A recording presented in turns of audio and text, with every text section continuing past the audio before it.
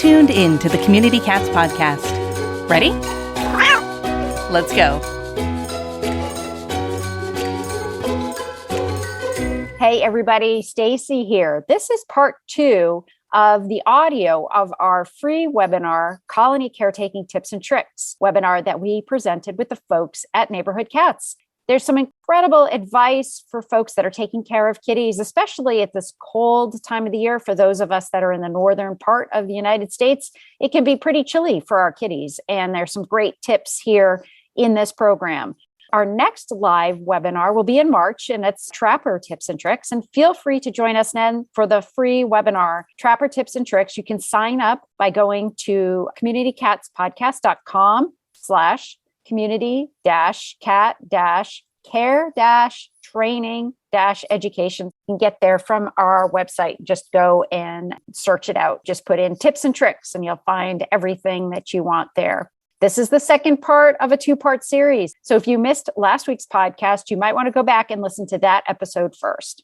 Today is the last day to sign up for the online cat conference's early bird discount of $60. Please don't miss this great event. We're going to have incredible cat trivia, lots of prizes, lots of fun, but lots of education too. We're here to help you turn your passion for cats into action. Please join us and sign up today at communitycatspodcast.com.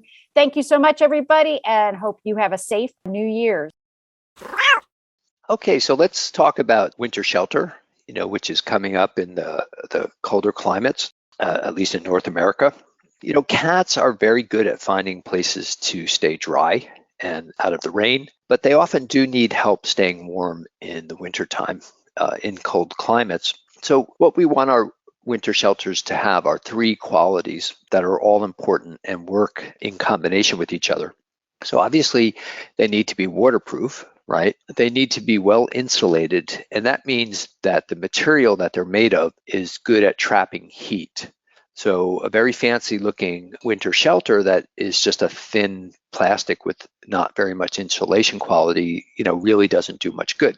And they need to have minimal airspace, so as little empty space as possible. And the reason for the minimal airspace and the good insulation is because it's the cats themselves, their body heat, that acts as like a radiator. And when they're in there, the insulation traps their body heat. If you have minimal empty air, that's less space that needs to be heated up. So the perfect shelter is crammed full of cats and insulating materials we'll talk about, like straw, has very little empty space, and it is a good thick insulation. And it is amazing how warm these shelters can be, even in really bitter temperatures. We did a temperature test once, and I don't remember the exact results. And this was without a flap door on a winter shelter, and it was about a 40-degree difference between the outside temperature and the inside. This particular shelter is a large styrofoam box that's used for shipping fish, and it's wrapped in a thick industrial strength plastic. And then the plastic is strapped on with heat welded plastic straps. And if you're in the New York City area and you want to order some of them, you can go to that website, wintercatshelter.com. This is the Neighborhood Cats winter shelter that is in the process of being built. And it's made out of 1 sheet of 2-foot by 8-foot wall insulation. It's a styrofoam, it's 2 inches thick. And basically the plans use literally every square inch of that 2-foot by 8-foot piece. It gets cut up and then silicone glued together. And you can get fancy with the wallpaper on the inside and the linoleum floor. The big trick with this shelter is you really want to have access to a table saw if you can, so you get nice straight cuts. If you use a handsaw, it's hard to not have uneven cuts, and then you end up using a ton of glue in order to put the pieces together. But if you want the plans, it's on our website. We have a feral cat winter shelter page. So go to neighborhoodcats.org, click on that link. Here's another do-it-yourselfer, which is even simpler than the Neighborhood Cats one, and that's taking a storage bin. This is designed by a group called CSM Stray Foundation in Queens, New York. And they just got some styrofoam sheets, and that's about 1 inch thick, and cut them and lined the interior walls, the floor, and they created a roof there too. Cut out a doorway and stuff the whole thing with straw. And the thing about this is, since you're not gluing the pieces together, you can cut this by hand. They don't have to be exactly tight fitting. They can be somewhat loose because you have the bin that's holding them together. Again, you can get these plans as well as a whole bunch of other do-it-yourself ideas on our website. And then finally, another do-it-yourself idea is just a simple styrofoam box. This, I think, was used by Omaha Steaks, but you can often find these at grocery stores or fish store, pet stores, things like that. And they're excellent insulation. And you just cut open a small doorway. You don't want to make the doorways any larger than necessary. You want to minimize the air coming in. And silicone glue the top on and give the thing a coat of deck paint to blend it into the environment and help protect the styrofoam, and you're good to go. Now, some people like to put flaps on the doors, and the way you could do that is you can get a nice thick piece of plastic or a rubber mat and attach it above the doorway. You could either duct tape it on, or you could get what are called toilet bowl nuts and bolts, and they're long, basically plastic screws and nuts. And you can drill a hole or poke a hole in the material above the doorway and then attach the flap with the plastic screws and nuts. And that's another way to do it. But if you're going to use a flap, first put the shelters out and get the cats used to going in and out of them, and then put the flap on. And it should be something they can easily pull back and get in and out. But if you start with the flap on, they may or may not figure out that they want to go inside there and check it out. So start with it out the flap and then add the flap later. To get the cats to go into the shelters, try sprinkling some catnip inside, something that will be attractive to them. Once they're in there and they get used to the environment, then they're much more likely to use the shelter.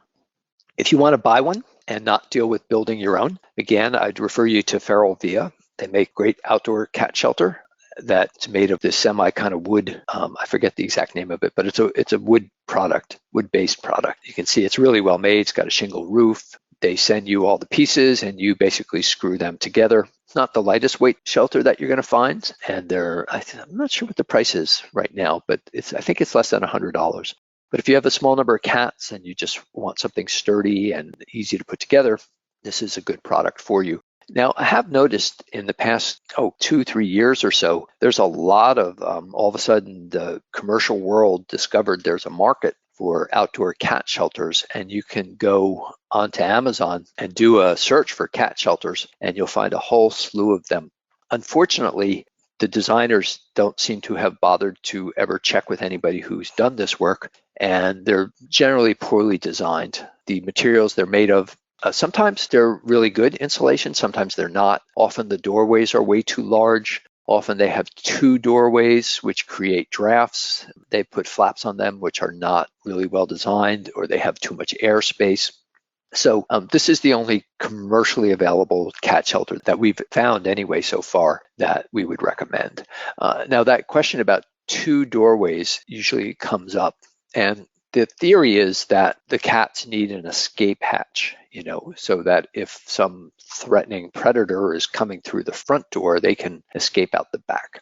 Now, that may be a real issue in certain areas, like maybe there's a lot of coyotes around or something like there's a real threat and the cats need that. But in the vast majority of situations, there is not an animal that's going to barge in on a cat. The cats have very sharp claws and teeth, and it's not necessary in most situations. And the problem is when you have those 2 doors, you can create drafts, and that can really decrease the warmth, the amount of warmth that's captured inside the shelter. So don't do the 2-door thing unless you have a real predator threat where you're caretaking.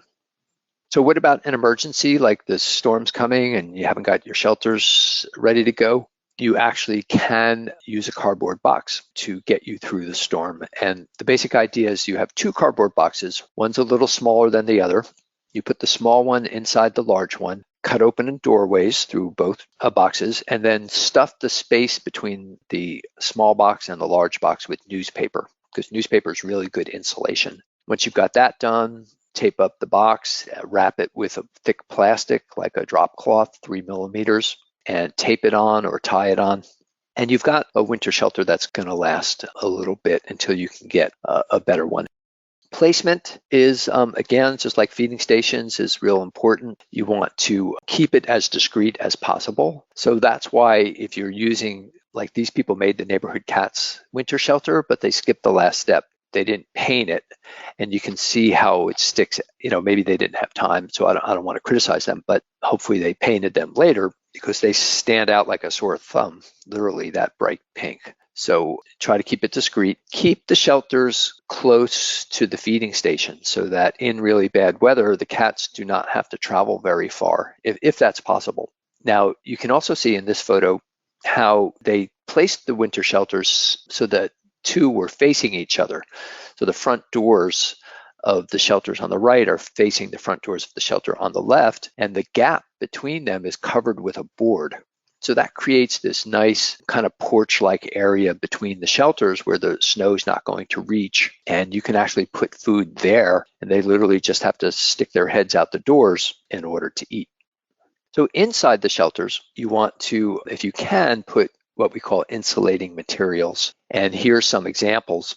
So straw is the best for cats, and make sure it's a common mistake to confuse straw with hay, but they're actually two completely different products. Straw is dried out and hay is moist. Hay is meant as animal feed and straw is not. So two completely different things. And the reason it's so important not to make that mistake is because if you put moist materials like hay inside of a cat shelter, they can get moldy, and that can cause all kinds of health problems for the cats, especially nasal problems. So don't confuse straw with hay. But straw is great because what you want out of an insulating material is something the cats can burrow into, and then it will surround them, encompass them in this warm stuff. It's like having a wraparound blanket. On the other hand, what you don't want, which is like flat newspaper, or a common mistake people make, is they put a flat towel or flat blanket on the floor of the shelter. But when you have a cat lying on top of something like a blanket or newspaper, the blanket will actually draw body heat out. So think about like when you go to sleep at night, if you go under the blanket traps your body heat and keeps you really warm. But if you were to go to sleep on top of the blanket, it would actually make you colder than if there were no blanket there at all, because it will draw your body heat out. So don't put flat stuff. So if you're going to use newspaper, you can use shredded newspaper. And the amount that comes up as a question sometimes is like, well, how much straw, how much shredded newspaper do you put in? And you can loosely fill the shelter with it, almost fill it, but loosely, so the cats can go and burrow in, and they'll end up packing it down as they use it. But you need enough that they can get under it. Now, a couple of exceptions to that don't have them lie on something flat rule. One is the purr pad, and that is designed to keep the body heat in, and then it becomes like a heating pad that the cats are lying. It captures the body heat. It doesn't take it away and dispense it. So you can get these at Petco and other vendors, and those are great to put into winter shelters. That is like a blanket that you can lie on, and it heats you up. And there you see Mylar blankets. Those are typically used in emergency kits in cold weather. If you don't have one in your car, you should get one. They only cost like maybe $1 each last time I looked. And so they're very cheap.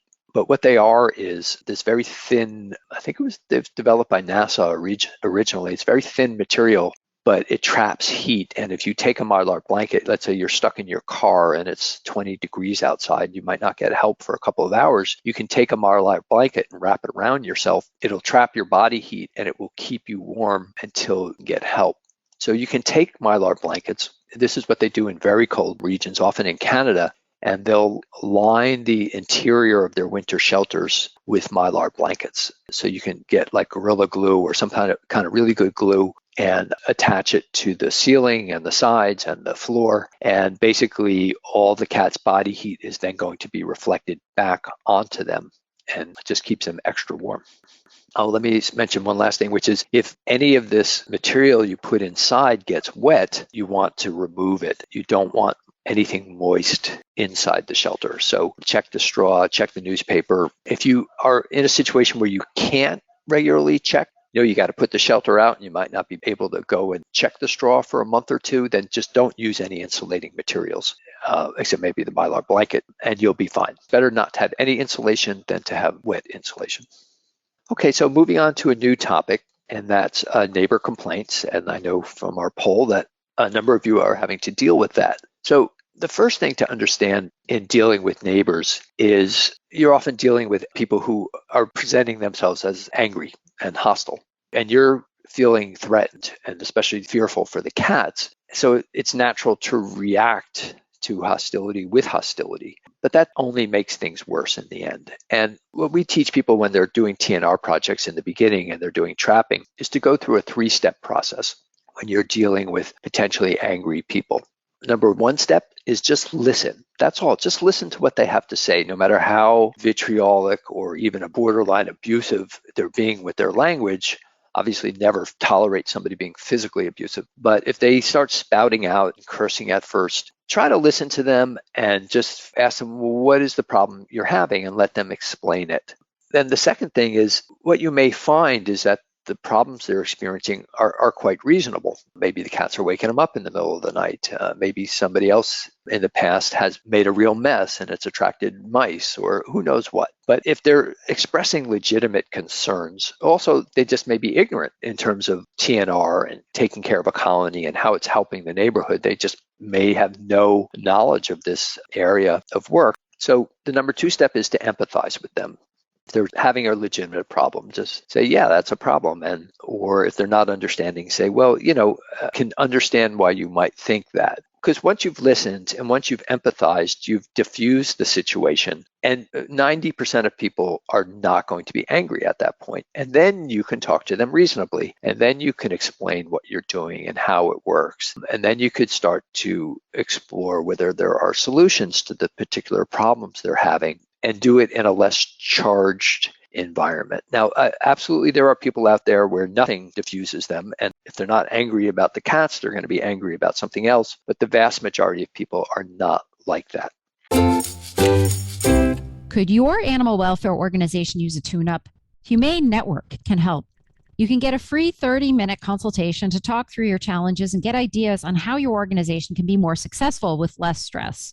From board development and fundraising to strategic planning and operations, Humane Network has got you covered. Whether you are a large or small, nonprofit or government, it's a live and thriving program led by a certified animal behavior consultant, features specially designed training for shelter and clinic staff on enrichment, stress reduction, safe animal handling, and behavior modification. With Humane Network, you receive individualized advice and support customized to meet your organization's unique needs. And Humane Network can lighten your load by taking on fundraising, communications, and other tasks you struggle with. Contact Humane Network today for a free 30-minute consultation. Visit humanenetwork.org. That's humanenetwork.org.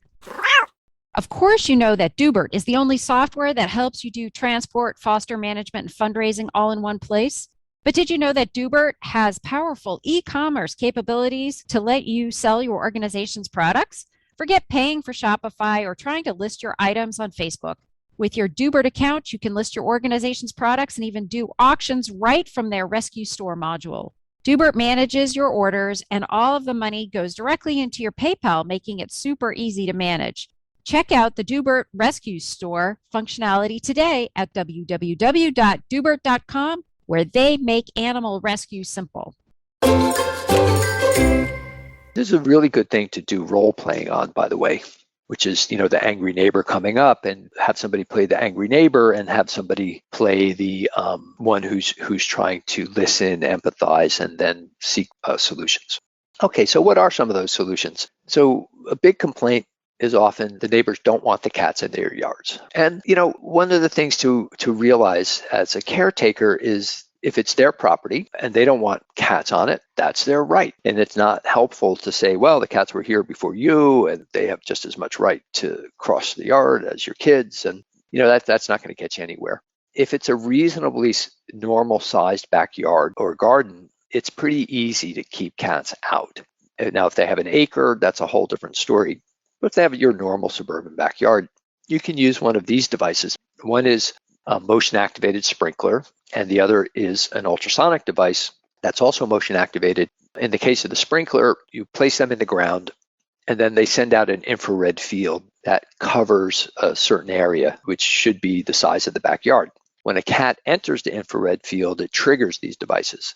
The sprinkler will shoot out a burst of water, won't get the cat wet, but it will frighten them because it's quite a violent burst. The ultrasonic device will emit a high-pitched noise that human beings can't hear, but it's very irritating to cats. And what happens is the cats learn not to enter the infrared field, and you end up not setting the devices off. We prefer the motion-activated sprinkler because it's like 100%. It always works and it's easy to see it in action. The only downside to it is you have to do the training before the winter because once things start freezing, obviously the sprinkler's not going to work.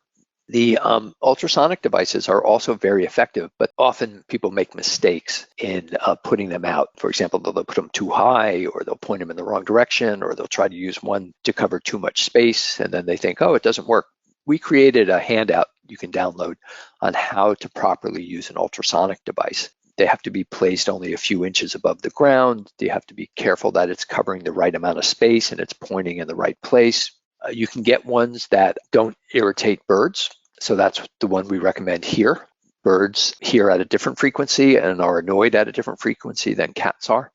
Also, people sometimes are concerned with the ultrasonic devices that the noise is going to irritate all the cats indoor and out in the neighborhood. And that doesn't happen because the radio waves that the device gives out cannot penetrate a solid object. So a cat indoors is not going to hear it, and a cat beyond the yard isn't going to hear it if there's a fence or any type of object that separates them. So the sound does not tend to travel very far. You can go onto our website too, the Keeping Cats Out of Gardens and Yards page under Colony Care on our website, neighborhoodcats.org, and find a bunch of other devices too. You can also create physical barriers if you're trying to protect specific places or objects. Car covers, good way to protect the car if somebody's worried about cat scratches or paw prints. If you're talking about gardens, there's a number of devices. Cat scat mat is great. It has these little plastic spiky things that are irritating to the cat. They're not going to jump on it and get a punctured paw.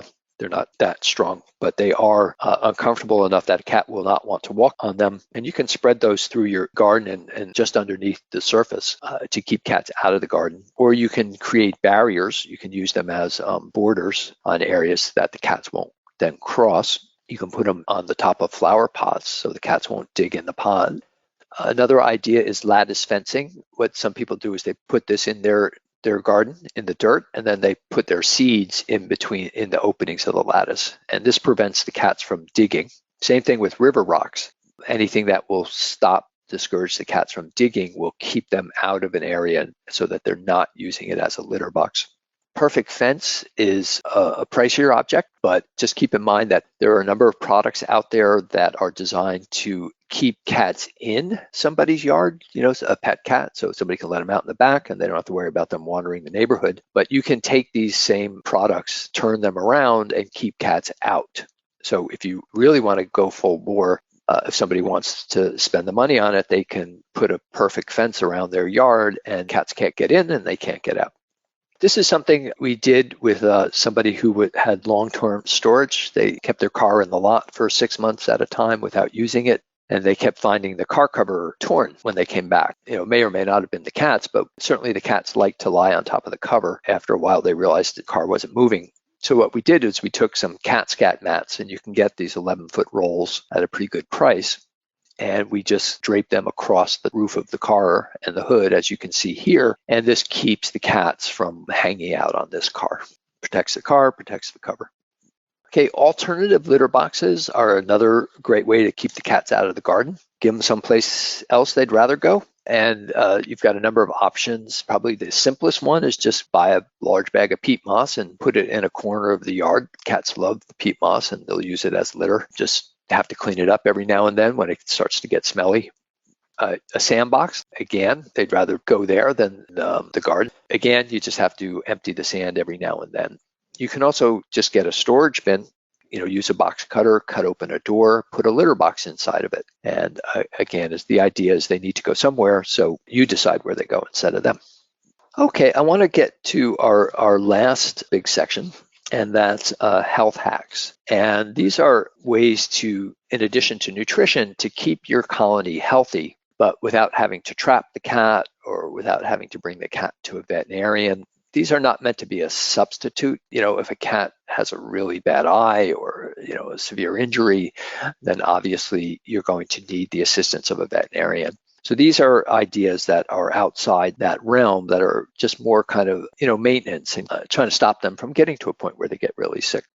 So one of the best ways to do this is with vitamin C. Just like with people, it bolsters their immune system, especially during stressful times. So severe weather, or if you do have to trap them, it's a good idea so cats naturally generate vitamin C, but during times of stress, they deplete their natural supply pretty quickly, and that's where supplementing it can be very helpful and keep their immune system strong. So you can use powdered supplement and give up to 250 milligrams per cat with each meal. Vitamin C is the kind of thing where if a cat takes in more than they need, they just excrete it right away. It doesn't build up to any kind of toxic level, it just passes through the body. If they're not liking the taste of it, they won't eat the food. You can try using organic tomato sauce, which most cats love. Just make sure that it does not have onion, or preferably not garlic either, but onion is really the biggest problem. You don't want to get any onion into a cat. So get an organic tomato sauce without onion, and the tomato sauce is an excellent source of vitamin C, and most cats really enjoy the taste of it. D-mannose is another good supplement to know about. It's basically cranberry extract. It's good for people too, by the way, if you're having any type of urinary tract infection, but talk to your doctor about that. But it helps eliminate harmful bacteria and prevent flare-ups and irritation. So a maintenance dose would be 1/8 of a teaspoon twice a day. Usually you use this with cats when you're concerned that they may be starting to block, or if you just want to make sure that doesn't happen. Maybe there's, again, stressful times. It's a good thing to add to their food. And if you have cats that are prone to feline lower urinary tract disease, then this is a really good thing to administer on a regular basis. You can use this on an acute basis, when a cat is starting to go to the litter box an awful lot, or you see them, trying to pee more often than they normally should. Again, you got to balance, okay, are we at a point where we need to get this cat to a vet? Because if they block, that's a very serious and potentially fatal thing. But if you have a little bit of time, you can try giving the D-mannose and seeing if that takes care of the problem before it escalates to a point that you need a veterinarian. Probiotics are a natural substance that promotes healthy intestines, which are the good bacteria that live in the digestive system that will give the cat stronger immune systems. If a cat is on antibiotics, the antibiotics kill bacteria, but also kill the good bacteria. So a cat on a course of antibiotics who's then supplemented with probiotics will be able to maintain that healthy bacteria in their digestive system. You can add it to the food or water. Okay, fleas, how do you deal with them?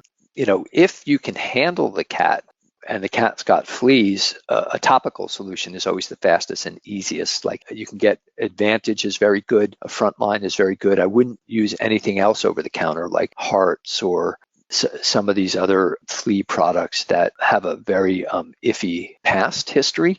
Stick with Advantage and stick with Frontline if you can apply that in between their shoulder blades.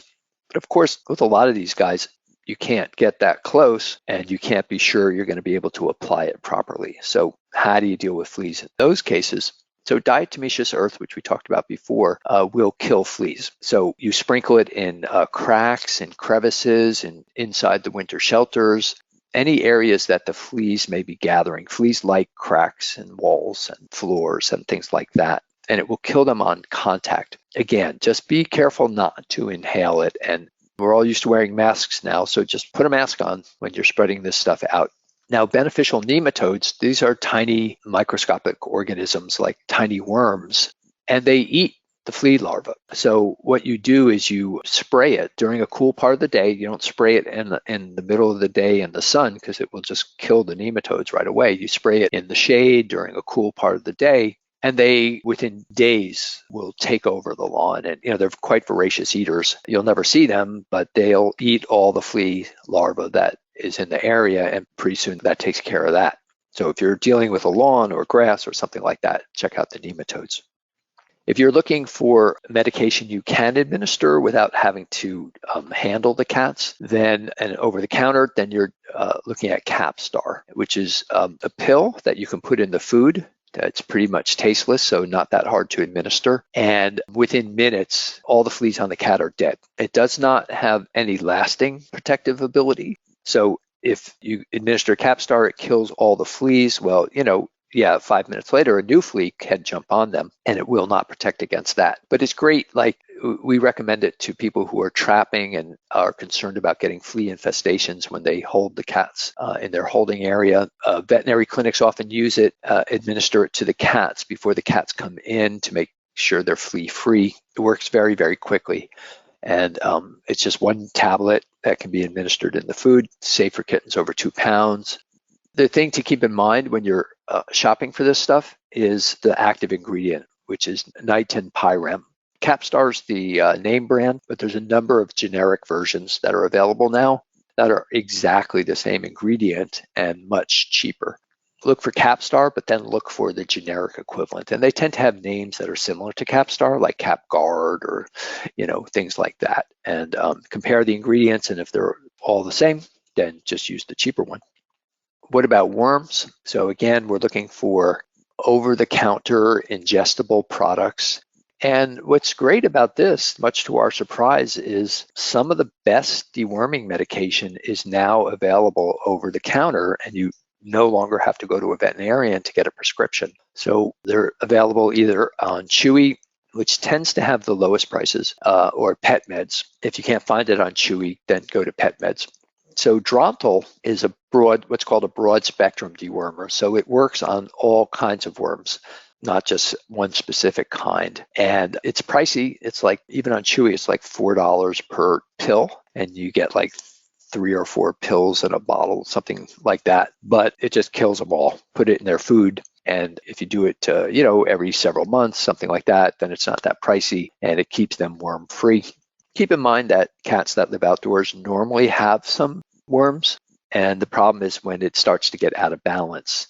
The main kind of worms you're worried about are tapeworms, which look like these long, very long, thin, white, flat things that attach themselves to the intestines. And over time, they can really suck away a lot of the nutrition that the cat should be getting. So it's great to kill them. And then roundworms, which are these kind of spaghetti-looking things. And you can often see these in the feces. So if you're seeing a lot of worms in a cat's feces, then they probably have way too many worms and they should be dewormed. Bayer makes a product, tapeworm dewormer, that's specific for tapeworms. It's also an excellent product that you can get over the counter. And then there is, for those of you who want to try a more natural approach, we haven't used this, so I don't know how effective it is, but its ratings are between 3.5 to 4 stars. So there's a number of people out there who've tried it and do feel that it works. It claims to treat all kinds of worms as well, but you can't overdose the cat, so there's no toxicity to homeopathic remedies. Put it in their water, you can put it in their food. So sometimes what people do is they try the homeopathic stuff. If that's not working, then they go to the more traditional medications. That's it for this week. Please head over to Apple Podcasts and leave a review. We love to hear what you think, and a 5-star review really helps others find the show. You can also join the conversation with listeners, cat caretakers, and me on Facebook and Instagram. And don't forget to hit follow or subscribe on Spotify, Apple Podcasts, Google Podcasts, YouTube, Stitcher, or wherever you listen to podcasts so you don't miss a single show. Thanks for listening, and thank you for everything that you do to help create a safe and healthy world for cats. Did you join us for Diversity Day or Fundraising Day? We'd like to take this opportunity to shout out some of our sponsors who made these online educational opportunities possible. Vets Pets. Find out how Vets Pets is keeping happiness in motion at vetspets.com. That's VETZPETZ.com. And Humane Network. Learn more about their consulting services and certificate programs at humanenetwork.org. If you or your organization is interested in sponsoring the podcast or an online event like the upcoming Online Cat Conference or Online Kitten Conference, email Stacy at communitycatspodcast.com for details.